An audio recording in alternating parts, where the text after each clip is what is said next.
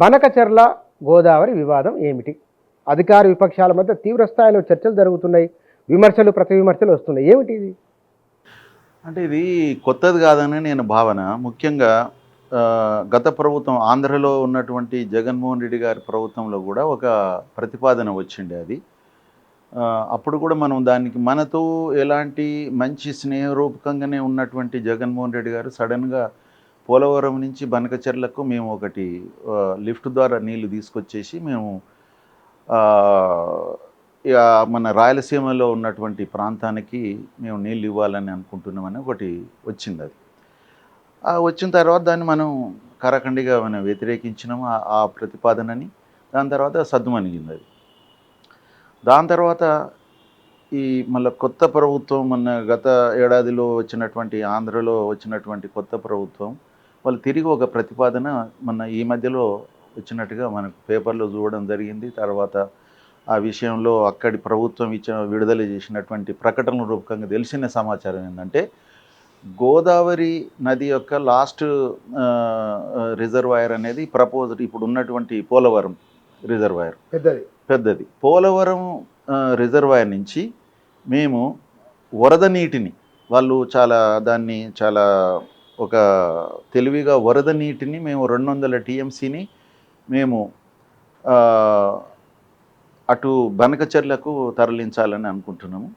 తద్వారా మేము టోటల్గా దీని యొక్క 200 TMC నీటి కెపాసిటీతో బొల్లెపల్లి దగ్గర రిజర్వాయర్ కూడా కట్టాలని అనుకోవడం జరుగుతున్నది. ఆ విధంగా అక్కడ కట్టి ఆ నీటిని తిరిగి బనకచెర్ల అంటే మనం పోతిరెడ్డిపాడు నుంచి 18 కిలోమీటర్లు ఏదైతే మన పోతిరెడ్డిపాడు నుంచి 18 కిలోమీటర్లు పోయిన తర్వాత వచ్చేటువంటి రెగ్యులేటరే బనకచెర్ల రెగ్యులేటర్. అది ఆ రెగ్యులేటర్ దగ్గరికి తీసుకొచ్చినట్టయితే అటు తెలుగంగకు కానీ ఇటు SRBCకి కానీ అటు కిందికి ఉన్నటువంటి పెన్నా మీద ఉన్నటువంటి రిజర్వాయర్లకు కానీ అన్నిటి కూడా నీళ్ళు ఇచ్చే అవకాశం ఉన్నది. కాబట్టి ఆ విధంగా తీసుకుపోతాము. కాబట్టి సెంట్రల్ గవర్నమెంట్ దీన్ని అనుమతి ఇచ్చి అంటే దానికి టెక్నికల్ అనుమతులు ప్లస్ ఆర్థిక సహాయం 2 కోరుతున్నది. 85,000 కోట్లతో చేపట్టాలనుకుంటున్న ప్రాజెక్ట్ అది. అంటే కాళేశ్వరం తర్వాత అంత పెద్ద ప్రాజెక్ట్ అది. కాబట్టి దాని మీద అసలు ఏంటి అనేది మొదలు తెలియకముందు వివరాలు తెలియకముందు కొంత తెలంగాణ ప్రభుత్వం కూడా దాన్ని మేము వ్యతిరేకిస్తున్నాం అన్నట్టుగా ప్రకటనలు వచ్చినాయి. అయితే దాని తర్వాత మిగతా అందరు కూడా దాన్ని కొంత వ్యతిరేకిస్తాం మేము అన్నట్టుగా తెలంగాణ ప్రభుత్వం కానీ తెలంగాణలో ఉన్నటువంటి పార్టీలు కానీ కొన్ని దాన్ని వ్యతిరేకిస్తాము అనేది నినాదంగా తర్వాత పవర్ ప్రజెంటేషన్స్ అవి జరుగుతున్నాయి. అసలు యాక్చువల్గా నేను ఒక ఇరిగేషన్ ఇంజనీర్ అనుకోండి, మన తెలంగాణ వాదులమే మనం అంతా. కానీ నేనేమంటున్నా అంటే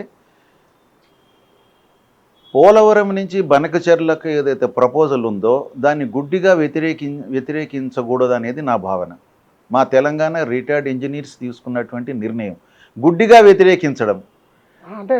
అంటే మీరు పోలవరం టు బనకచెర్ల మీరు అంగీకరిస్తున్నారు? అంటే గుడ్డిగా వ్యతిరేకించడం అనే దానికి అంగీకరించ చాలా డిఫరెన్స్ ఉంటుంది.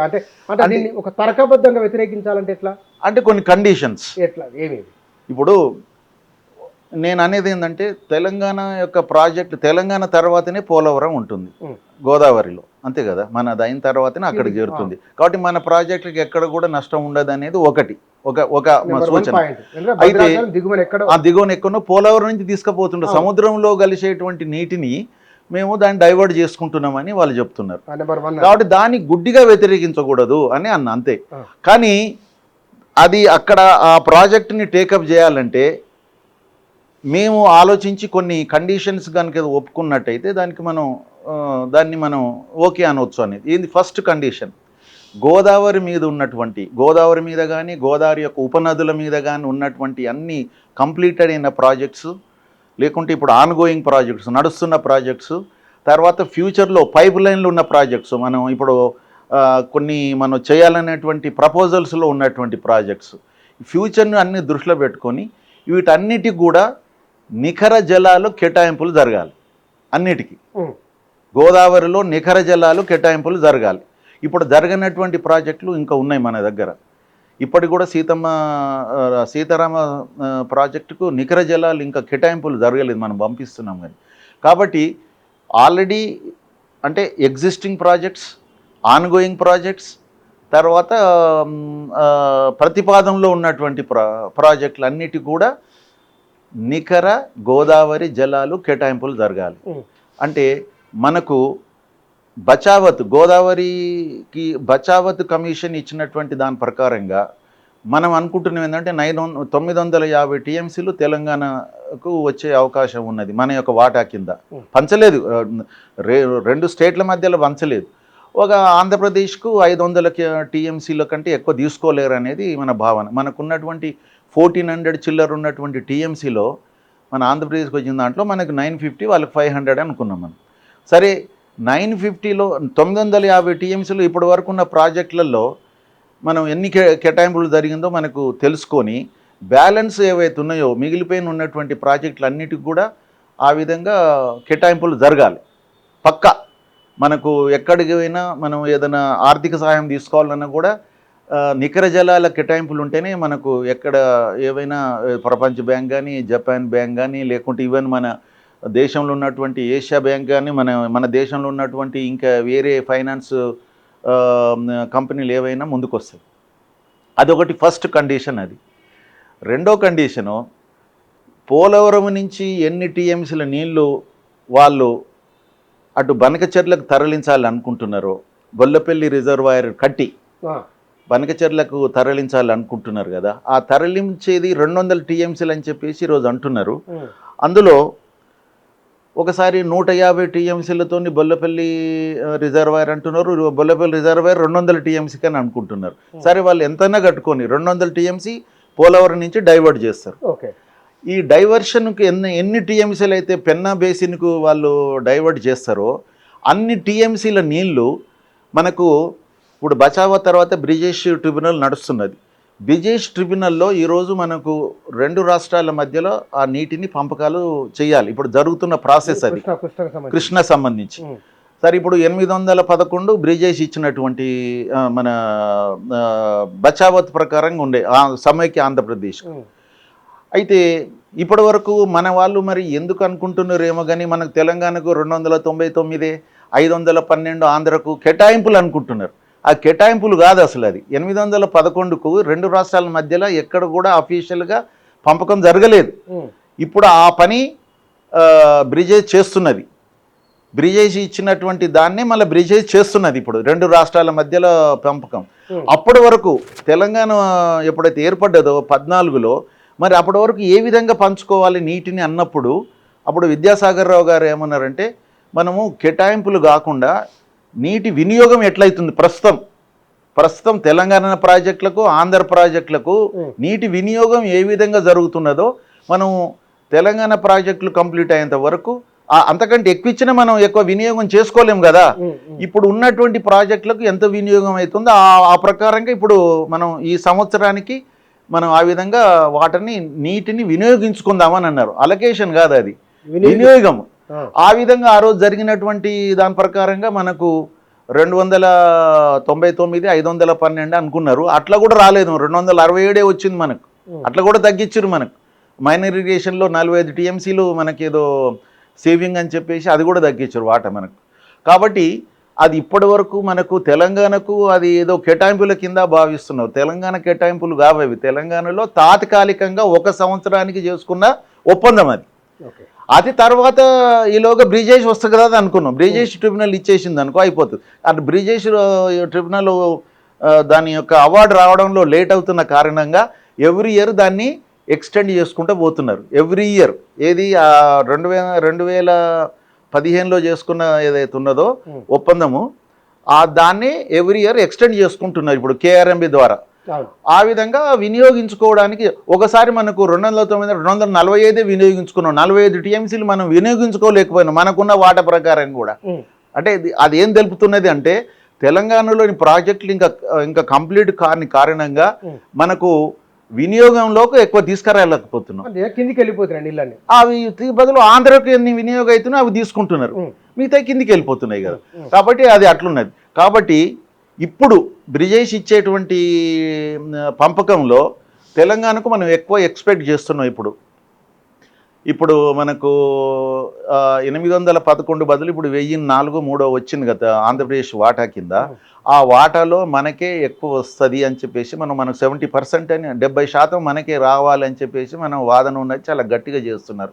సరే ఎంతైనా రానియండి, అది 70 వస్తుందా, 75 వస్తుందా, 65 వస్తుందా, 65 వస్తుందా, ఎంతో వస్తుంది అనుకుందాం. దానికి ఈ డైవర్ట్ చేసిన 200 టీఎంసీలు యాడ్ కావాలి అదనంగా. దానికి అదనంగా ఇది, ఎందుకంటే గోదావరి నీళ్ళని నువ్వు పెన్నాకు తీసుకుపోతున్నావు, కృష్ణా నుంచి మధ్యలో పెన్నాకు తీసుకుపోతున్నావు, అవతల బేసిన్ తీసుకుపోతున్నావు. కాబట్టి నువ్వు కృష్ణా నుంచి ఆ 200 టీఎంసీ నువ్వు పెన్నాకి ఇవ్వాల్సిన అవసరం లేదు కదా. ఇక ఇదే బనకచెర్ల నుంచి నువ్వు తీసుకుపోతుంటావు ఇంతకుముందు. కాబట్టి మా వాటా కింద బ్రిజేష్ ఇచ్చినటువంటి వాటాకు అదనంగా ఇక్కడి నుంచి నువ్వు ఎన్ని తీసుకుపోతావు, నువ్వు 200 అంటున్నావు, 100 తీసుకుపోతావా, 150 తీసుకుపోతావా, 200 తీసుకుపోతావా, 300 తీసుకుపోతావా, అది నీ కెపాసిటీని బట్టి నువ్వు ఎన్ని తీసుకుపోతే అన్ని మాకు అక్కడ కృష్ణ వాటాలో మాకు అది పెరగాలి. ఇప్పుడు మనకు లాజిక్ బాగుంది. అది ఇచ్చినట్టయితే కృష్ణ మీద మనకి ఈరోజు ప్రాజెక్ట్స్ చూడండి, పెద్ద ప్రాజెక్ట్ అయినటువంటి పాలమూరు రంగారెడ్డి, దానికి 120 టీఎంసీలు కావాలి. అదేవిధంగా మన ఇది డిండి ప్రాజెక్టుకు దానికి ఒక 30 టీఎంసీలు కావాలి. దాని తర్వాత కల్వకుర్తికి ఒక 40 టీఎంసీలు కావాలి. తర్వాత మన ఇది మన ఎస్ఎల్బిసి అండ్ ఏఎంఆర్ ప్రాజెక్టుకు ఒక 40 టీఎంసీలు కావాలి. దాని తర్వాత మనకు మన జూరాల మీదనే అటు ఉన్నటువంటి ప్రాజెక్టు, ఇది మన రైట్ సైడ్ ఉన్న ప్రాజెక్టు, దానికి ఒక 20 టీఎంసీలు కావాలి. మరి అన్నీ ఎప్పుడు వీలవుతుంది? మనకు బచావత్ మన బ్రిజేష్ ట్రిబ్యునల్లో మనకు ఎక్సెస్ వాటర్ వచ్చినప్పుడు, దాని తర్వాత ఒకవేళ వీళ్ళు కనుక డైవర్ట్ చేసుకపోతే ఆ నీళ్ళు కనుక వచ్చినట్టయితే అన్నిటికీ మనకు నికర జలాలు ఇచ్చుకునేటువంటి అవకాశం ఉంటుంది. నికర జలాలు ఇచ్చుకునే అవకాశం ఉంటుంది, వెళ్ళొచ్చు. అందుకని నేను గుడ్డిగా వ్యతిరేకించకూడదు అని పదం వాడిన. అయితే ఇక్కడ జస్టిఫై చేస్తున్నాను మీరు ఎందుకు గుడ్డిగా వ్యతిరేకించొద్దో. మరి రాష్ట్ర మంత్రి ఆ ప్రతిపాదనను వ్యతిరేకిస్తున్నారు. ఇది తెలంగాణ ప్రయోజనాలకు నష్టదాయకమని అంటున్నారు వారు. అయితే నేను మంత్రి గారి యొక్క స్టేట్మెంట్ కూడా చూశాను. తర్వాత ఇంకొక కండిషన్ చెప్తే మీకు అర్థమవుతుంది. తర్వాత నెక్స్ట్ మనకు ఆనాడు 79 ఇచ్చినటువంటి బచావత్, గోదావరి బచావత్ కృష్ణకి ఇచ్చిండు, గోదావరికి ఇచ్చిండు. గోదావరికి ఇచ్చినటువంటి బచావత్ ట్రిబ్యునల్ యొక్క అవార్డులో ఆయన ఒక పదం ఒకటి ఏమున్నదంటే, ఒక కండిషను, పోలవరం నుంచి 80 టీఎంసీలు కృష్ణా డెల్టాకు ఎప్పుడైతే డైవర్ట్ చేయాలనేటువంటి అంశం ఏదవుతుందో శాంక్షన్ కాగానే, అంతేగాని నీళ్లు మళ్లించిన తర్వాత కాదు, ఆ ప్రపోజల్ శాంక్షన్ కాగానే కృష్ణా మీద ఉన్నటువంటి అప్పర్ స్టేట్లు ఏవైతే మహారాష్ట్ర, కర్ణాటక 35 టీఎంసీలు వాళ్ళు ఆపుకోవచ్చు. అందులో మహారాష్ట్ర 14, మన కర్ణాటక 21 టీఎంసీలు నీటిని వాళ్ళు నికర జలాల కింద ఆపుకోవచ్చు అన్నమాట. అదేవిధంగా ఉమ్మడి ఆంధ్రప్రదేశ్, అప్పుడు ఉన్నటువంటి రాష్ట్రం ఏదైతుందో ఆంధ్రప్రదేశ్, ఆ ఆంధ్రప్రదేశ్లో నాగార్జున సాగర్ పైభాగాన మిగిలిన 45 టీఎంసీలను వాడుకోవచ్చు అని ఉన్నది దాని యొక్క కృష్ణా బేసిన్లో. కాబట్టి నాగార్జున సాగర్ అప్స్ట్రీమ్లో కృష్ణా బేసిన్ అంటే దాదాపు 90% తెలంగాణ ఉన్నది. కాబట్టి ఆ 45 టీఎంసీలు కూడా తెలంగాణకే అలకేట్ చేయాలని చెప్పేసి కూడా మనం కోరుతున్నాం ఇప్పుడు. ఎందుకంటే ఇది ఆ పద్ధతుల్ని మనం కోరుతున్నాం. ఆ డైవర్షన్ 80 తీసుకుపోయినట్టయితే అటు 35 పోతుంది, 45 మిగులుతుంది. అది నికర జలాలు తీసుకుపోతున్నారు వాళ్ళు, నికర జలాలు. ఇక్కడ వరద జలాలు అంటున్నారు. తర్వాత ఇంకొకటి ఏంటంటే, ఆంధ్రప్రదేశ్ ప్రభుత్వం యొక్క వాదన ఏదైతే ఉన్నదో, వరద జలాలని తీసుకుపోతున్నాం, మేము నికర జలాలు తీసుకుపోవడం లేదు. కాబట్టి ఈ వరద జలాల మీతోని మేము లాస్ట్ స్టేట్ మేమే, కాబట్టి మేము వీటికి ఎలాంటి అనుమతులు అవసరం లేదు. మేము దీనికి సిడబ్ల్యూసి కానీ, జిఆర్ఎంబి కానీ, లేకుంటే అపెక్స్ కౌన్సిల్ కానీ ఏది లేదు. మేము సెంట్రల్ గవర్నమెంట్ని దీన్ని ఫైనాన్షియల్గా కూడా వాళ్ళు సహకరించాలని కోరుతున్నాము. అదేవిధంగా సిడబ్ల్యూసి కూడా ఈ విషయంలో మాకు సహకరించాలని కోరుతున్నామని ఏదో పేపర్లో చదివాను నేను. చంద్రబాబు నాయుడు గారే సీఎం గారే అన్నట్టుగా. కాబట్టి ఆ వాదన ఏదైతే ఉందో వాళ్ళ వాదన వాళ్ళకు ఉంటుంది, ఏదో చేద్దాం. కాబట్టి మన మంత్రి గారు ఇచ్చినటువంటి దాంట్లో మేము గట్టిగా మంత్రి గారు చెప్పిన దాన్ని మేము సమర్థిస్తున్నాం. మా వాదన కూడా అదే. ఏంటిదంటే మీరు ఏదన్నా కానివ్వండి, గోదావరి మీద ఒక ప్రాజెక్టుని మీకు అప్రూవల్ కావాలంటే ఫస్ట్ ఆఫ్ ఆల్ జిఆర్ఎంబి అంటే గోదావరి యొక్క బోర్డు ఉంది కదా, రివర్ బోర్డు ఉన్నది కదా, ఆ బోర్డు యొక్క ఫీజిబిలిటీ స్టడీ, అది సాధ్యమా అసాధ్యమా, సాధ్యాసాధ్యాల రిపోర్టు అది ఇవ్వాలి. తర్వాత హైడ్రలాజికల్ క్లియరెన్స్, తర్వాత సిడబ్ల్యూసి ఇస్తుంది. ఈ రెండు ఇచ్చిన తర్వాత అపెక్స్ కౌన్సిల్ దానికి అప్రూవల్ చేయాలి, ఏ ప్రాజెక్ట్ అయినా. ఇవన్నీ అప్రూవల్స్ ఇంకా ఎక్కడెక్కడ అప్రూవల్స్ తీసుకోవాలనో అన్నిటినీ, పర్యావరణ అప్రూవల్ ఇవన్నీ ఉంటాయి కదా, ఇవన్నీ అప్రూవల్స్ ఏవైతే అన్నీ అయిన తర్వాతనే ఆ ప్రాజెక్టుని చేపట్టాలి అనేది ఒక ఇవన్నీ అప్రూవల్స్ అవసరం అని వారు అన్నారు. అది కూడా దాన్ని మేము ఇన్సిస్ట్ చేస్తున్నాం. సరే నువ్వు తీసుకుపో, కానీ ఏదైనా కూడా ఓ పద్ధతిలో జిఆర్ఎంబి నుంచి నీకు సాధ్యాసాధ్యాలు రిపోర్టు, తర్వాత హైడ్రలాజికల్ క్లియరెన్స్, దానివల్ల upper riparian rights, lower riparian rights అన్నీ వాళ్ళు చూసి నీళ్ళు ఉన్నాయా లేవా అని చూసి వాళ్ళు ఇస్తారు కదా. ఆ విధంగా వాళ్ళు ఇచ్చిన తర్వాత అపెక్స్ కౌన్సిల్లో అది అప్రూవల్ కావాలి ఆ ప్రాజెక్టు. అప్పుడు మీరు టేకప్ చేయండి. మేము కూడా ఏం కోరుతున్నామంటే ఆ ప్రాజెక్టు డెఫినెట్గా సెంట్రల్ గవర్నమెంట్ టేకప్ చేసినట్టయితే మనం అడిగే హక్కు వస్తుంది దానికి. సెంట్రల్ గవర్నమెంట్ కనుక టేకప్ చేస్తే ఈ ప్రాజెక్టు మనకు అందులో నీటిని సెంట్రల్ గవర్నమెంట్గా భరించింది కాబట్టి డెఫినెట్గా అందులో నీటిని వాటాన్ని మనం అడిగేటువంటి హక్కు మనకు వస్తుంది. కాబట్టి ఈ ప్రాజెక్టుకు సెంట్రల్ గవర్నమెంట్ అసిస్టెన్స్ ఇవ్వాలని కోరుతున్నాము. దాని తర్వాత ఇవన్నీ అప్రూవల్స్ అయిన తర్వాత, దాని తర్వాత మన ప్రాజెక్టులు అన్నిటికి కూడా వాటర్ అలొకేషన్ అయిన తర్వాత, దాని తర్వాత డైవర్ట్ చేసిన ఎంతైతే క్వాంటిటీ డైవర్ట్ చేస్తారో అది మన కృష్ణా వాటాలో యాడ్ చేసిన తర్వాత ఇవన్నిటికీ ఒప్పుకున్నట్టయితే మేము తెలంగాణ రిటైర్డ్ ఇంజనీర్స్ తరఫున మాకు అభ్యంతరం లేదని తెలుపుతున్నాం.